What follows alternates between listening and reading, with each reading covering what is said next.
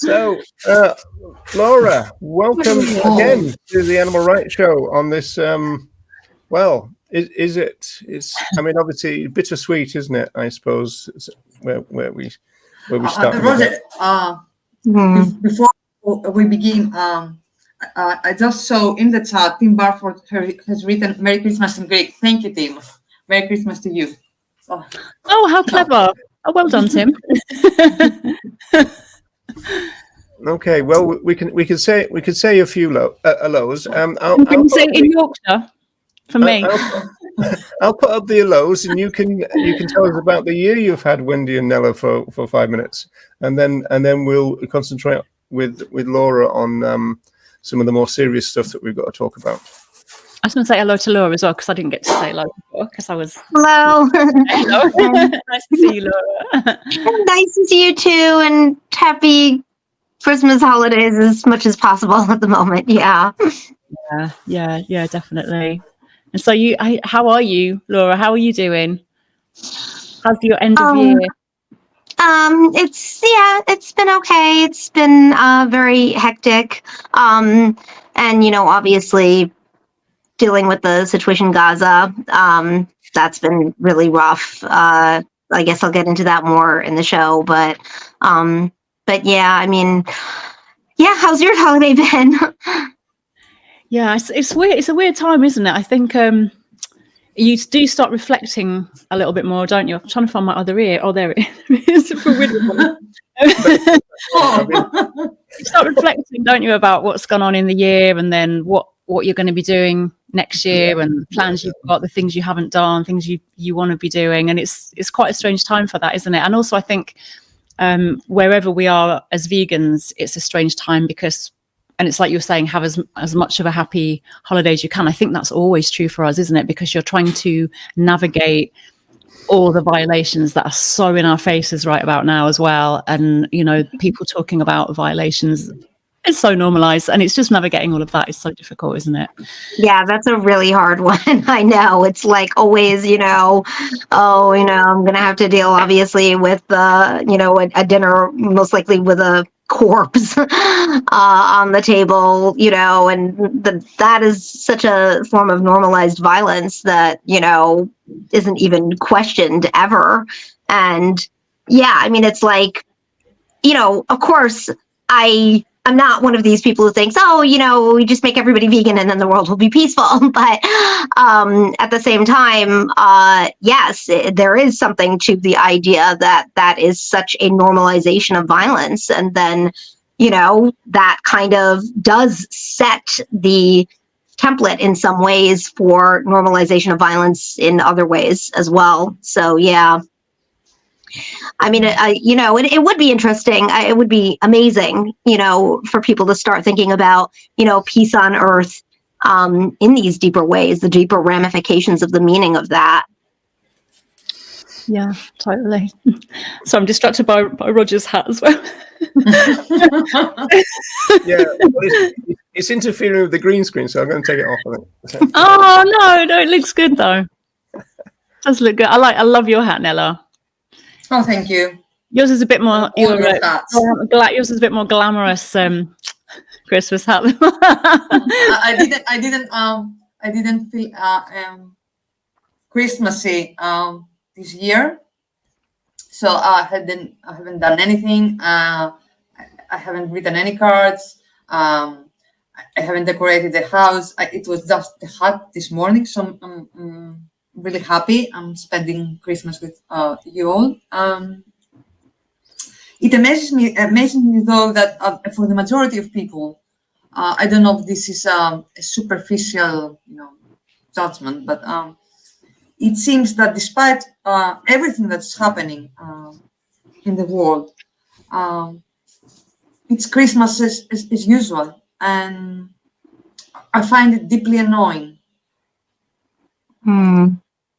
Yeah, you want to go shake people, don't you? You want to kind of go. Yes, because the one thing one could believers in the Christianity or not, the one thing one could take away from this day, and it's like the message of solidarity and love and compassion, and I don't see all that. Of course, there are people that are volunteering organizations, helping people, helping animals. There are people doing all these things, but unfortunately, it's not the majority of people, and that pains me. It's not the majority of the people labeling themselves as Christians, and I find it annoying. I just need to say that. I definitely agree. Definitely annoying. I think most things tend to annoy you. I think especially because I think our levels get pushed to the brink, and then everything's annoying and everything's you become hypersensitive to things as well. I feel I do anyway. Maybe not everyone's like that, but then the smallest things are really jarring, and just even with my clients, just before, I'm trying to avoid talking about the most normalized violence and violations by just keeping, things breezy and let's talk about lights and a bit of mulled wine or whatever. And it's like, oh yes, nice things like turkey, but that wouldn't be for you, would it? And it's just like, ooh, okay, so ride that one out. And it's so hard because you're constantly taking these hits over and over that you're suppressing, repressing, and all of that stuff. But eventually your body's just tingling with, or, welled up with all this stress and these knots in your body that and then every little thing is then a trigger. I find is just really difficult. So yeah, and annoying, frustrating, all of that stuff. Yeah.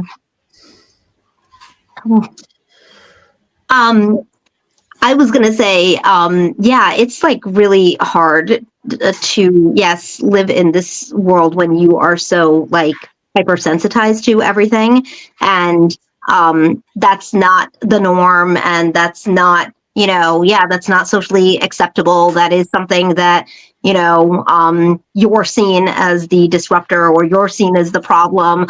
If you bring these things up, why are you always, ruining everything? Why are you always depressing everyone? And, all this sort of thing. And, especially because a lot of people are under like such grave stress now, I'm finding, it's like even more charged in a way to bring something like that up, because and I know I feel that way. It's like, oh, I see that people are really suffering. I see that there's a lot of hardship, and it's like, oh, this is the one thing that they have to look forward to. And then, it's like on the one hand, it's like, oh, I don't want to ruin that for that reason. And then on the other hand, it's like, but then again, yeah, it's like there's such a normalization of violence in that way. And with like Christmas and the whole Gaza situation, I don't know if any of you have been seeing these memes that are going around, but people are starting to talk about this, about how these holidays really, everything about them relates to Palestine and the situation there. And the irony of that, like not only Christmas, but also Hanukkah, because Hanukkah is celebrating the ancient Jewish resistance to European colonialism in that land. And again, occupation of that land. And then, of course, we have Christmas, and, that's like Jesus. I saw actually on Democracy Now!, which is like an independent news channel in the US, that, they were talking about how the whole story of like the birth of Jesus in the manger, and he was born in the manger, of course, because the parents were fleeing persecution from, again, the European colonizers, in that case, the ancient Romans that were occupying that land. And the whole thing about, the parents fleeing because Herod had declared that all the children should be killed. And, they were saying, oh, Herod, like Netanyahu, and they couldn't even have the baby in a normal place. They had to have him in the manger because they couldn't even stay in the hotel. And they were talking about all the, people who are giving birth in Gaza, that there's not even any hospitals there. They have to give birth in these unusual conditions. So it's Laura, like, yeah, unbelievable, yeah. A few days ago, I read one of your posts, and your co-founder of Plant the Land had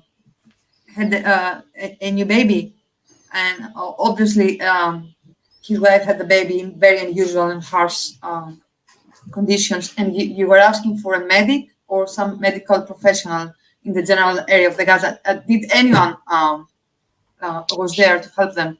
Believe it or not, yes, in the end, someone did come. I'm not sure if this was, I heard that Oxfam was training 50 midwives in the northern part of Gaza, which is where Anas, the co-founder of Plant the Land team, he's in like central Gaza. The family's in Gaza City. So I don't know if it was someone from that or if it was someone else, but what happened was somebody did come to help, but it was after the baby had been born. So Anas himself had to go through delivering the baby on his own in what was left standing of their house, because their house had been bombed previously. So they were in the part that was still standing, and his wife gave birth, and he had to deliver the baby. And there's a doctor in the U.S. who has been supporting Plant the Land for a long time, and she's one of the biggest supporters. And she actually managed to connect with him over the phone and coach him step by step through delivering the baby. But she actually said that the hardest part for him was the after part. So, after the baby had been delivered, of course, then, somebody had to cut the umbilical cord and deal with the placenta and all of that. And that was where he was really having a hard time. And they did eventually manage to get someone to help with that. But it's very, very difficult to get anyone to come in Gaza, especially in that part, because all the roads have been bombed. And so even, the roads are not even drivable.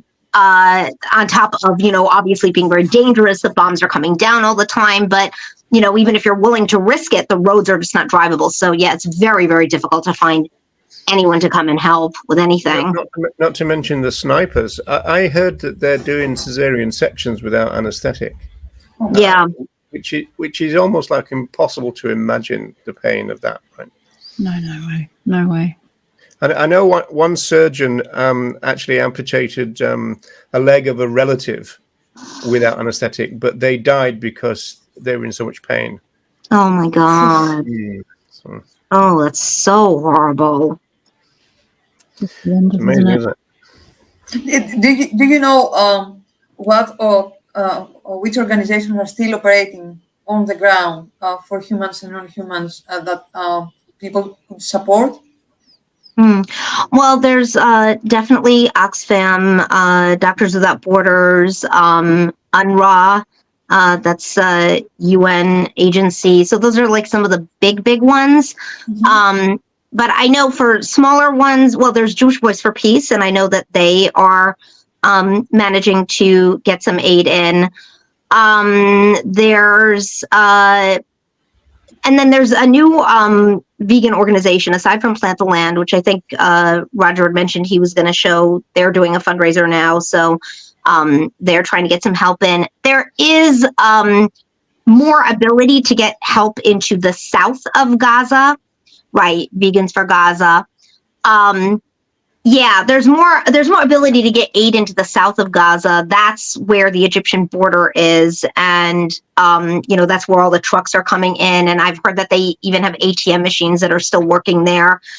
So there is some ability to get aid in there. Whereas central Gaza, northern Gaza, really, really difficult. Really, actually, borderline impossible. Laura, are you hearing, because I know a lot of the things that I've read and I'm watching, obviously the situation is unspeakable and so appalling and atrocious for humans. Are you hearing how it is for non-humans and what's going on the ground? Are you hearing, those stories and news and things like that? Yeah, so it's really severe. Oh, I know, it's like so hard to even talk about. It's so severe.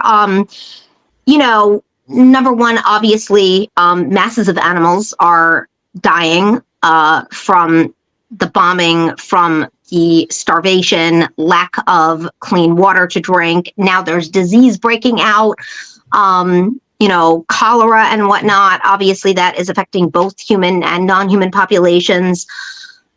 There's, the animal rescue organization Sulala. They are an absolutely amazing Gazan organization that tries to help the animals. Israel has banned them from being able to import dog and cat food, if you can believe this. So that even has been a struggle. They've been basically begging animal rights activists to, sign a petition and rally to get the Israeli government to allow dog and cat food in. And they think that the humans will eat it, don't they? That's exactly right. Yes. I mean, they're not saying that obviously, but there is no other logical explanation than that they want to starve the human population, and they are concerned, God forbid, that the humans might actually eat the food that is for the non-human animals. So, it's like there are just no words. I mean, this is so horrible that it's hard to even say, but like I've heard even stories of, because there are human bodies everywhere, that like there are animals eating humans. I heard, I've heard people say, oh, well, the humans are going to have to start eating the dogs and cats. And I'm like, well, the dogs and cats, it goes both ways, That's not a one-way thing. They need to eat too. So, I mean, it's just unspeakable horror. And I actually spoke with someone who has a friend in Oxfam. So this is a friend who is an animal rights activist, and she has a friend that works with Oxfam. And he's going to try and get dog and cat food into Gaza. And she said, if a NAS is in that same area, maybe he can bring also some insulin, because Anas, that's my co-founder of Plant the Land team, is a type 1 diabetic, and he has not had insulin for over a month now. The family is starving. They don't have clean water. They don't have food. Anas was asking for flour even just to be able to make bread. They don't even have that. And he doesn't have eye medicine, which he needs, because he has diabetic macular degeneration from lack of insulin even in the past. So, and his wife is also having trouble producing milk for the newborn baby. That's a big crisis in Gaza as well, is that there's no milk for the babies, like breast milk, human breast milk, So this guy that works for Oxfam, he is going to try and bring some supplies for Anas and his family, and also food for the dogs and the cats. And then this vegan friend of mine, said, well, if we can't bring food in for the family, then, at least they can probably eat the dog and cat food. That's probably, like suitable for humans to eat. So, yeah, I mean, this is like the level of just everybody's suffering so much. Yeah, that'll be the reason they won't let it in. Just a bit of good news, if you can see that. We're live on TikTok, and we're also live in London as well. So apart from being on my YouTube and my Facebook and the Vegan Review, so we're in 5 different places at the moment. But that'll be the one reason why they won't let it in. I want to ask you about the weather. You see pictures of people digging in the rubble, all wearing T-shirts and stuff in the day, but it's really cold at night. So what happens then? Yeah, actually, that's been a really big focus of what Anas has been doing. And I'm saying Anas because obviously, Plant the Land team, the team is dispersed. Everybody is, they're all in different locations. They have no there is no team at this juncture. I don't know if there will be one in the future. I hope there is, but right now it's just Anas on his own. So that's been a really big focus that Anas has been prioritizing since the beginning of this whole bombing campaign, is getting warm clothes, winter clothes, and blankets to people, because it is freezing there. It is, people think, the Middle East, is warm, but it's a desert that gets very cold, especially at night in the winter. And yes, there's like a lot of freezing rain and all this sort of thing. And it can even snow there. I mean, when I was actually there years ago, there was a big snowstorm, and, all the palm trees were covered with snow, which was very surreal, but it can get very cold there. Yeah, so he's been getting a lot of blankets and warm winter clothes for people, because practically all the housing at this stage is destroyed. I think it's up to at least 1.5 million homes are destroyed, and that's in a population of 2 million. So basically, like, everyone is homeless, and even a lot of the buildings, like, everything's destroyed. It's just piles and piles of rubble, and then people living in tents. And, obviously there's no heat, there's no electricity, people are freezing. And so that's been really a big part of it, is at least getting them some warm blankets and clothes. Because, but the other thing I'm going to say about this is that, people have like really mixed feelings about the rain, because on the one hand, it's freezing cold and it's wet and everything gets damp and there's disease, and water kind of like spreads that. But then on the other hand, people desperately need water. And they don't even have any drinking water. And so, water coming down, people are collecting that, they're drinking it. I heard one woman saying, "Oh, this is such a blessing that, I can make tea. This is like such a big deal to be able to sit down and have a cup of hot tea because it rained. And, this is like a gift from God." So yeah, it's just horrible all around. Just going back to what you were saying, Laura, as well, about bringing in, obviously, the people are just living in, you just can't even imagine. You just can't imagine it, can you? You try and imagine it and you see the pictures, but unless you're living it, you can't imagine. But I just wonder how it might be, and if you've heard from anyone, your vegan friends who are there, like, how is it, like, if you're starving, and I'm just imagining those people who are like, contemplating, even they're going to maybe eat the dog and cat food that's brought in. And if you're a living vegan and you're faced with obviously starvation and you're going to eat whatever you can, I wonder, that must be an extra layer of distress on top if you're living vegan as well. Like, have you come across any of that? Yeah, I mean, that is like, so yeah. I mean, this is like, people are just trying to survive. That was kind of something that I was thinking about, at the beginning. I didn't bring it up because I just feel like that would be really insensitive in a situation like this. But, there was the situation of milk. That was a really big one, because like I said, the parents can't produce milk for the babies, and they're trying to survive. And, so like, there's a question of, should they provide milk that is coming from, most likely a cow or maybe a goat? Should they provide milk to humans that are in that situation? And to me, it's like, at that stage, to me, I'm looking at this like, I don't judge non-human animals that are, eating other animals, right? Because they have to survive.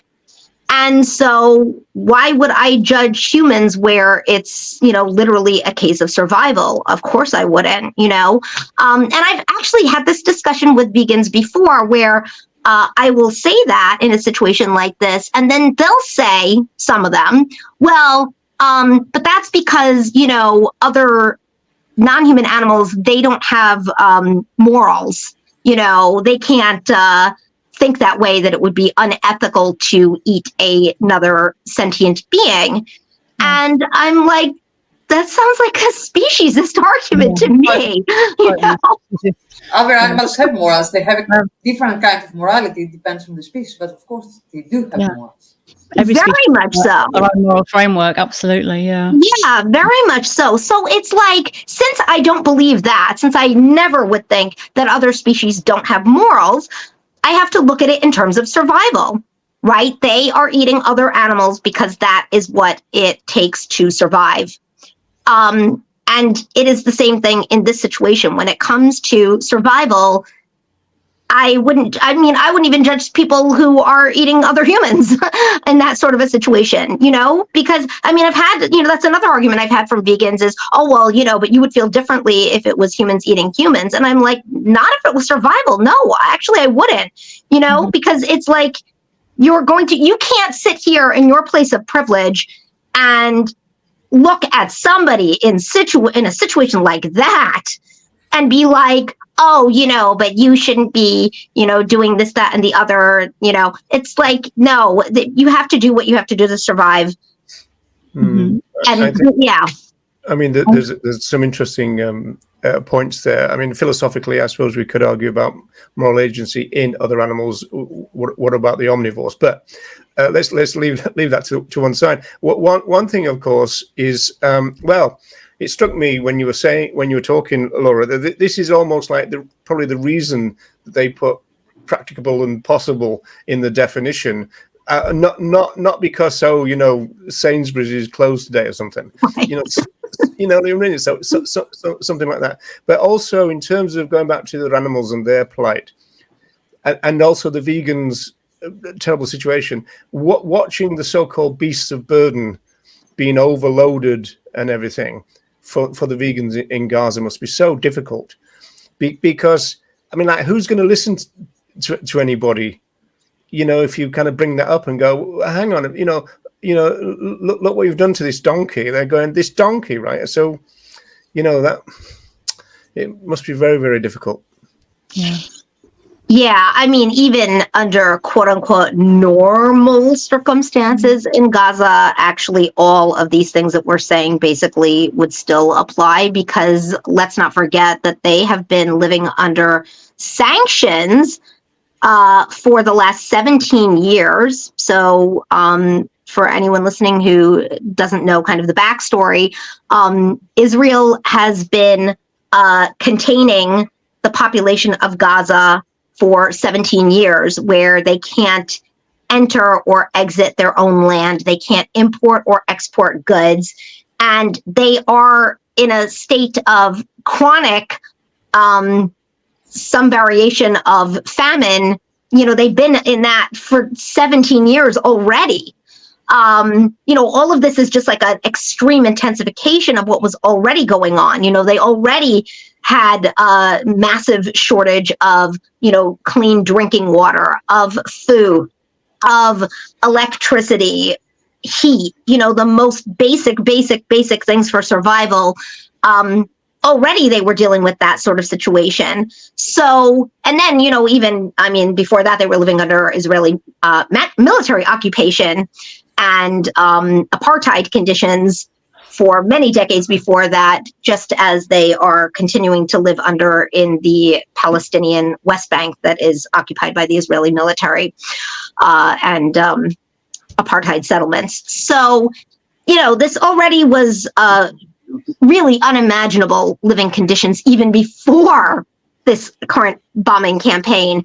And so trying to advocate for the rights and liberation of non-human animals in a circumstance like that is going to be very, very, very difficult. We really started Plant the Land because, I was basically seeing a lot of vegan food justice efforts, and I knew that Gazans needed food. And I wanted to create a way for vegans to be able, so vegans in the rest of the world, to be able to help Gazans who needed food in a way that was in alignment with our ethics, right? So it was never question of, oh, you have to go vegan to receive this food. You have to go vegan to distribute this food or be part of the team or anything like that. It was meant to be, Gaza needs food. How can vegans help Gaza get food in a way where we don't have to worry that this is going to involve the exploitation and killing of non-human animals? I can bring this up right now, Laura, for you, because this is your fundraiser at the moment, right? Mm-hmm. Okay, so Right. So how do people find this? It's probably on there, isn't it? PayPal? Yeah, it is, and it's it's on our Plant the Land team Facebook page, and it's on my Facebook page, and it's on Anas's Facebook page. So he goes by Anas on Facebook. So yeah, you can find it in all of those locations. But it's been very, very difficult getting the aid into Gaza, and yeah, it's been really difficult. But what we're basically hearing from Anas is that even if the aid is slow to get into Gaza, he's able to get some supplies up front if he can, without having the cash to give them, if he can show that he has the money to pay once things open again there. That's hoping that things do open again there, because obviously the future is very, very uncertain right now. But he is managing to help large numbers of families and people there. He said he had helped like over 3,000. Yeah.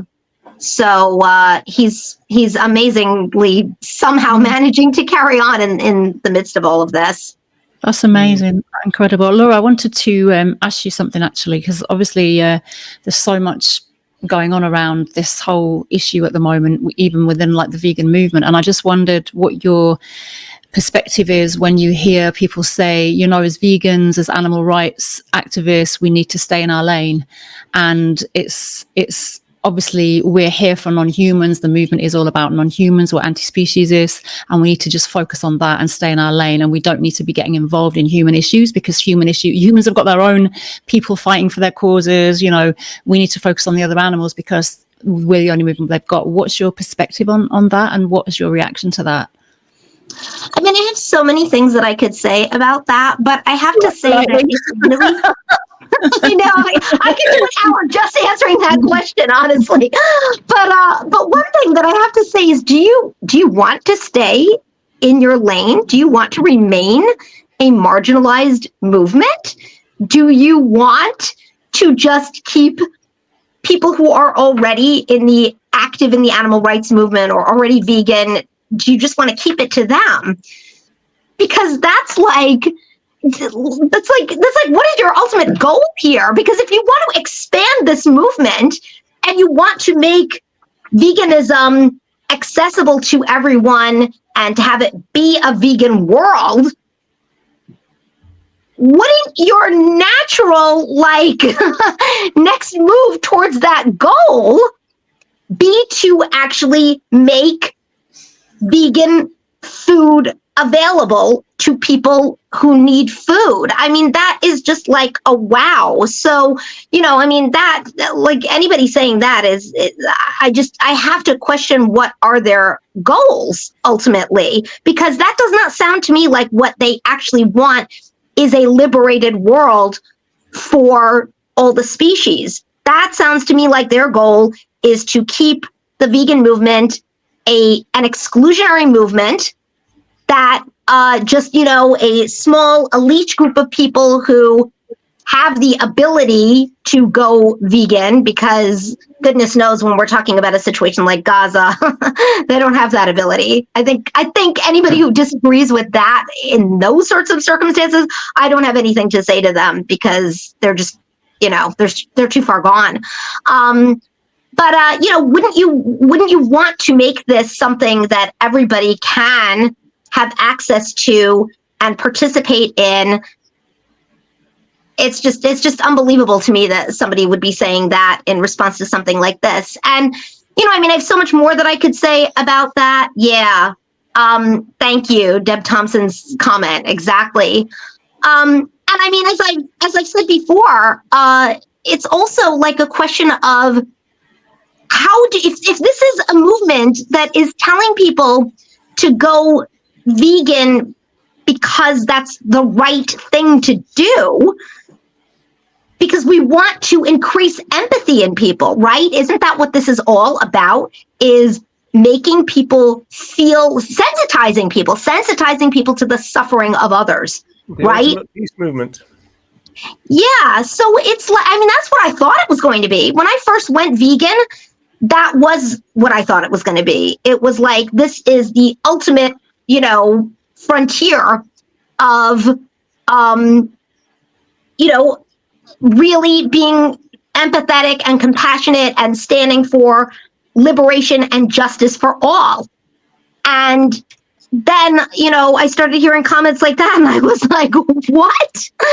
Because how do you turn that off? It's like, how do you have selective empathy? That doesn't work that way. If you have real empathy for the suffering of others, then when you see others suffering, you are going to want to respond to that naturally. Your heart is going to go out to them, and you're going to say, my God, somebody is suffering. I need to do something about that. And just as we expect people to feel that way about non-human animals, how can we not feel that way about our fellow humans? I think it's something to do with what some of these groups say, but it's also something to do with what they don't say. And I think the Animal Rights Show has never shied away from difficult movement issues. And thank you for bringing that up, Wendy, because I was thinking of doing that. It's just that, Tim brought this up, right? And Andy responded to it. And this is really kind of, interesting in the sense that, it's not only what they're saying, stay in your lane, it's what they're not saying, right? And so this is Andy's response to that. And I think there's a very difficult thing that is part of this as well, and that goes under the name of Gary Yourofsky, because the influencers are very influenced by him, and what he said about Palestinians. Right? Mm-hmm. And so that's why they're not going to talk about this, because they can't empathize with the Palestinians, because they're big Yourofsky fans, and he said that they're the lowest of the low. It's akin to Morrissey and the Chinese being a subhuman and all this kind of stuff, right? And so, well, Tim replied saying, "Yeah, fair point, but what about the other half?" Which is fair enough, but it is a question, why, in particular, the activist groups have been quiet about this. You see the activist groups being quiet about a lot of stuff. I mean, every time there is a humanitarian crisis, being a racist thing happening, or a sexist thing happening, something big, something in the news, you have many vegan groups staying silent. Yeah. So it's no surprise that they wouldn't talk about Gaza. Welcome back, Laura. I thought I'd driven you away there for a minute. No, it's just a little technical issue there. I love Laura's passion, though. I just feel like I need to record Laura saying all of that and just like have it on record when I need it, like, because the passion and the just, I don't know, just the way you said all that, Laura. I can send you the recording in about 12 hours. Yeah, we just need a recording of that. We'll just put it out there. Yes. Get a little Laura doll and take it with us. Well, that's so I really do love coming on this show, because I feel like everybody here kind of, really understands that and feels that sort of, just across the board empathy that isn't drawing some kind of false boundary between these ones deserve empathy and those don't, What's ironic is that the same people that would feel that they don't need to show compassion towards human suffering, like people in Gaza do right now, would very happily judge non-vegans for not showing compassion to other animals. That's like the most common accusation of the non-vegans, that they don't have compassion. See, this all comes down to this issue, and it's not exclusive to the vegan movement. They just have their own version of it. But this all comes down to this issue of this sort of like transactional, instrumentalist mentality in the society of, oh, well, if I care about you, what will you do for me? Or what will you do for my cause? That's not how that works. Number one, that's not how real empathy works, and number two, that's not how we're going to build this movement, and that's not how standing for justice works. It's not conditional, it's not transactional, it's not, well, if I do this, then what do I get, essentially. It's, I stand for this because it's the right thing to do. I mean, again, it's like veganism is a fairly substantial demand of people, and when you say to someone, go vegan, I guess this is kind of like, when people advocate for veganism and they don't make it about non-human animals, right? They start making it about, oh, well, if you go vegan, you'll lose weight and your skin will clear up and you won't age. And, it's like, this is a transactional way of selling veganism, right? You're trying to get people to go vegan for essentially, in that case, kind of selfish reasons, right? And you're not tapping into their empathy. And so when you have this attitude about, oh, well, I'll only support, your human rights struggle if you do the thing that I think you should do, there's, again, that kind of like, well, what's in it for me underlying that. So that's not how that works. It's like, you give unconditionally because it's the right thing to do, just like we expect people to go vegan because it's the right thing to do. Even if they don't lose weight and their skin doesn't clear up and they still age. This is really interesting to me.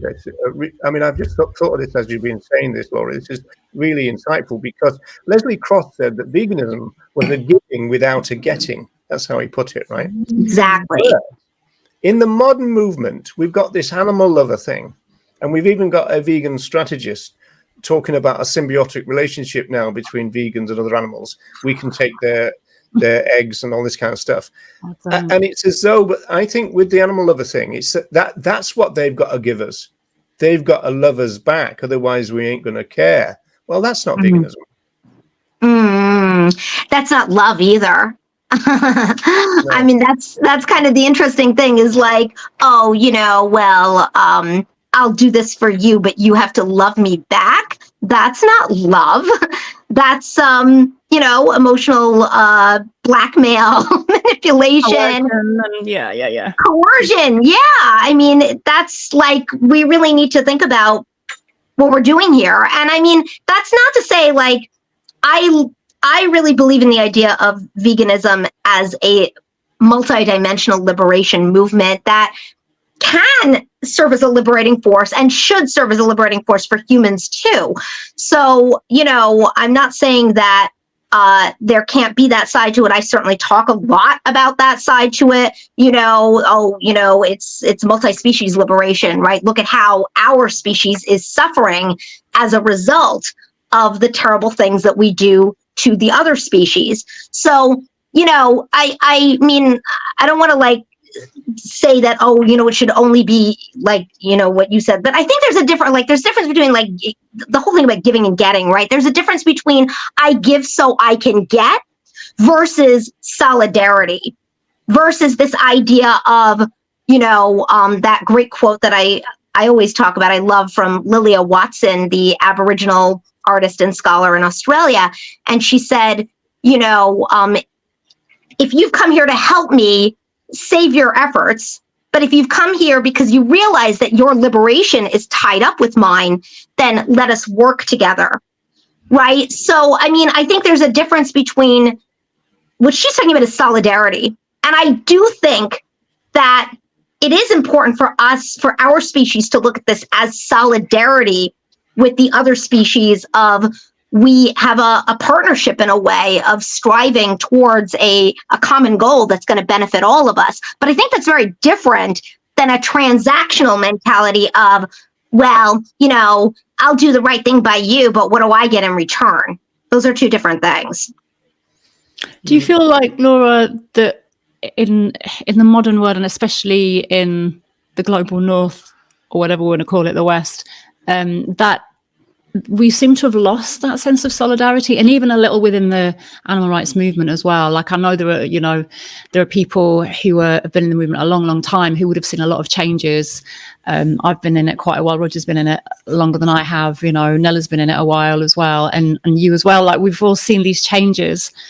Do you think we have lost as humanity in a way? And obviously that will be, you know, we don't live in a bubble. We are, you know, creation of our environment. So within the movement, we're going to reflect that. Do you think we have lost that ability or that understanding of what solidarity actually is and looks like?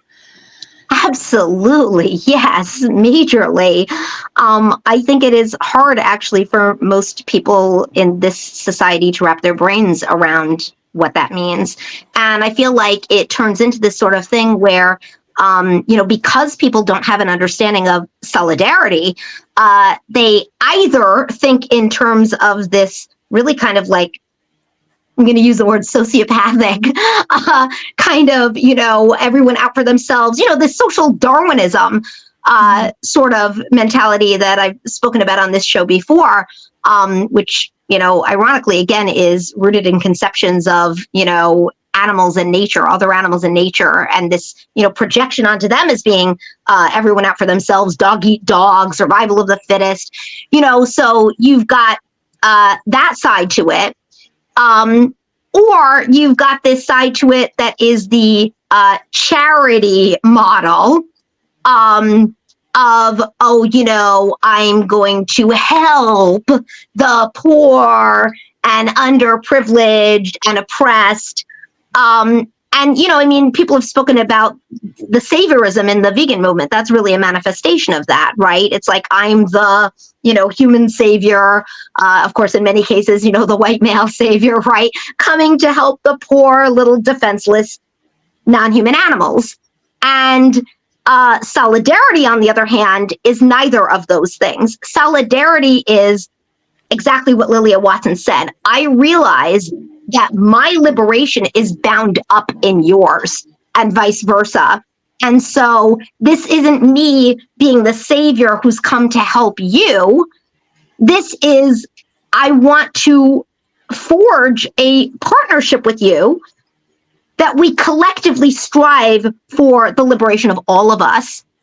And yeah, that's something that is really kind of like foreign to our colonized, you know, capitalist indoctrinated minds, especially even more so under neoliberal capitalism.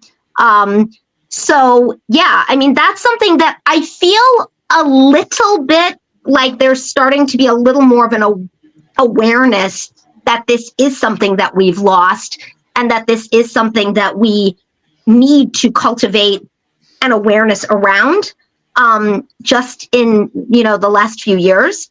But it's, I mean, you only have to look at like the COVID situation to see what a lack of understanding there is about solidarity. You know, you've got something that is like a contagious plague, and you've got people that don't even want to put a mask on, you know, to stop the plague. And, you know, that's like this, again, this is a manifestation of they don't have any understanding of, you know, stopping the plague is not just, first of all, it's good for you, but it's also good for other people, and vice versa. You know, it's something that you do so that all of you collectively work together, cooperate to keep everyone safe. And yeah, there's like such an extreme lack of understanding of that, I mean, as we've seen. But that's just like one example, but it's a very glaring example of how people have lost that sensibility. Well, especially since during COVID, you had large number of people surviving because other people showed solidarity and went door to door to give foods and medicines and help people in need. So we actually saw this happening. We saw how important solidarity is, and yet we forget very quickly. And we also forget that solidarity is resistance. Yeah, exactly. Okay, Going we've back- got a few minutes left, folks. Oh, have we? I don't know if you've had anything else. Do we need to cover? I don't know how we react to this, but I think it's a fair question because it's a common question, and this idea that if you support the Palestinians, you're supporting Hamas. Do you want to talk about that, Laura?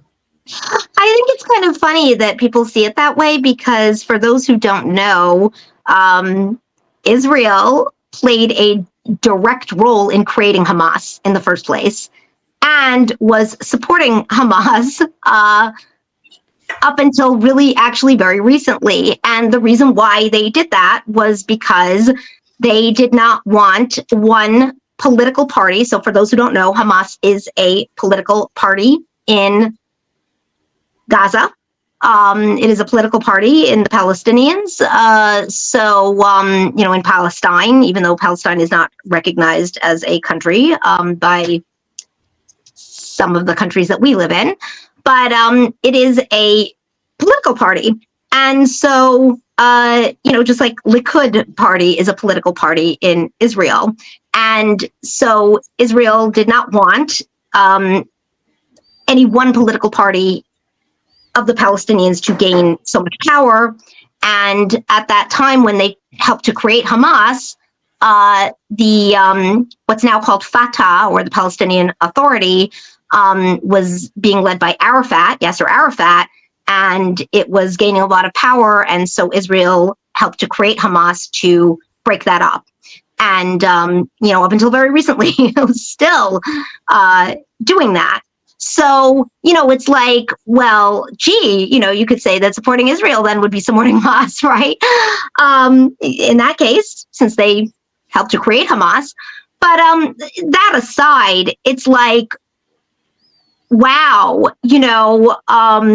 number one, this is like, having that attitude would be like, this is what that attitude would be like. It would be like if you said that supporting, let's say, Americans, who were attacked during 9/11, that would be supporting the Republican Party, or that would be, that's just like, it's really ludicrous.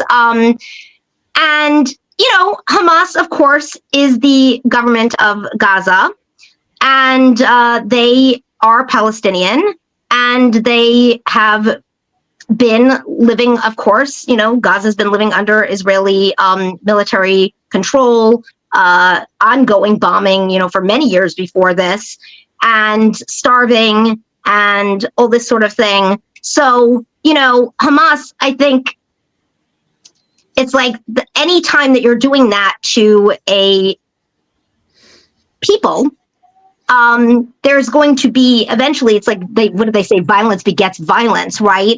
It's like really kind of inevitable that there is eventually going to be some sort of a violent response to that. And unfortunately, that is what we have seen in this situation, just like we would see in any situation where there was chronic violence being inflicted against a certain population. So, it's just kind of like, if you're saying that, then basically what you're saying is that Israel has a right to inflict endless amounts of violence on the Palestinians, and the Palestinians should just sit down and take it. And that's basically how that works, and the last thing I would say is that, ironically, these are the same people that will make a big differentiation between the Israeli public and government. And they will say, well, the Israeli government's actions, that's not the Israeli people, and they shouldn't have to suffer for that. Oh, but the Palestinians should? The Palestinians don't deserve our support? It's just, it doesn't make any sense. Nella, Wendy, do you want to make a final statement before I boot you out? I'm looking forward to this. Thanks for that, Laura. Yeah, Laura, thank you. There was something that Jeremy was bringing up, but I don't think we've got time for it now. Actually, it was just to do with the focus and scope when we were talking about the other animals. I've And never got time for the things that Jeremy brings. I can probably bring it back up again when he's on. When Jeremy comes on, yeah, no, that would be because he was just saying is this comment. So maybe you guys can bring this back up later. Yeah, we'll have a little. I want to end with to try kind of bring it back to a little bit of joy. Is I've got some questions from Christmas crackers for you all. And so have you got the dad jokes as well? Well, maybe if I need them, but so this is the rule of the game, right? You've got to see if you can answer it, and then also see if you can come up with a better answer as well. Okay, so let's do it in alphabetical order of first names. So what's that? L-N? Which one's that? L, isn't it? Laura. Laura's first. Yeah. So how did the torch feel when its batteries ran out?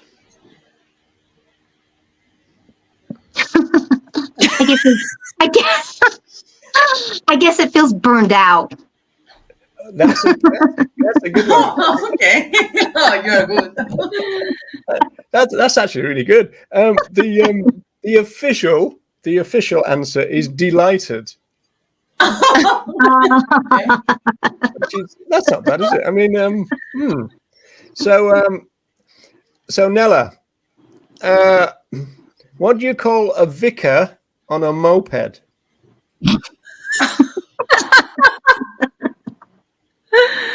Yeah, people can answer in the chat as well. No cheating, Nella. No, go on, cheat. I have no idea. I'm sure Wendy knows the answer. The answer is Rev. Rev. Yeah. These are really hard ones. Oh yeah, then I wasn't going to let you off easy. Has Nella got to find a better answer though? Yeah, Wendy, what do you do if you're scared of lifts? If you're scared of lifts, take the fright of stairs. The fright of stairs. Oh, the fright of stairs. Yeah, that's pretty good. The actual answer is take steps to avoid them. See, they're quite philosophical answers, aren't they, in a way? Yeah, and the weird thing is, this is from a Beano site as well. So there you go. So things have changed in Beano land. Tim says these are shocking. Tim, you've got yours coming soon, I'm sure. Yeah. Oh, yeah. So let's bring Tim and Shibari in just to say hello and goodbye. Hello. Hello, everyone. Happy holidays. Merry Christmas. Holidays and Merry Christmas and all of that stuff. Indeed. Right. Okay. So now we're moving on to our tribute for Benjamin. So sadly, this is the bit that I said I was looking forward to, but I'm not really. It's going to be very sad. I'm going to have to say hello to the top row here on the show. So say hello. I mean goodbye. Yeah. Because it was hellos and goodbyes. So really nice. Really nice being here. Hello and Thank goodbye. you. And enjoy the tribute, and I'm sure it'll be amazing. And I'm looking forward to the tribute too. Yeah. Thank you to Laura.